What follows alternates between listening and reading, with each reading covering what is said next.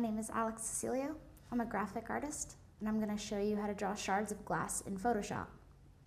So I've got a tablet pen here, and I'm just going to show you the basic outlines of what shards of glass would look like with two tools. And I'm going to use the paintbrush tool, and I'm also going to use the freeform pen tool. And the freeform pen tool isn't going to be the first option that you select. In fact, it's going to be the pen tool, and you can use the pen tool to do this, but I'm going to use the freeform because it's slightly more flexible as far as making a shape.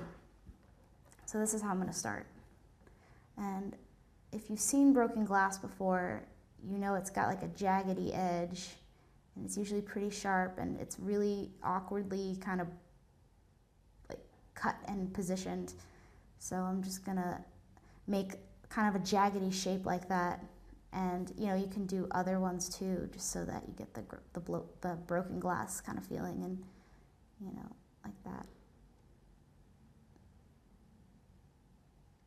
Okay, so here I've got my, I'll add one more piece. Here I've got my broken glass. And now what I'm going to do is just add some dimension to it.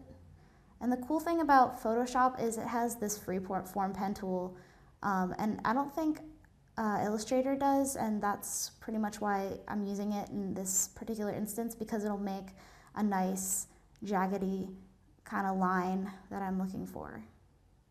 And then you just add a little bit more dimension to your shards so that it looks realistic.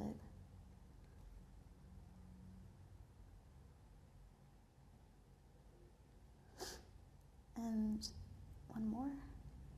There you have your broken glass. My name is Alex Cecilio, and this is how you draw broken glass in Photoshop. Thank you.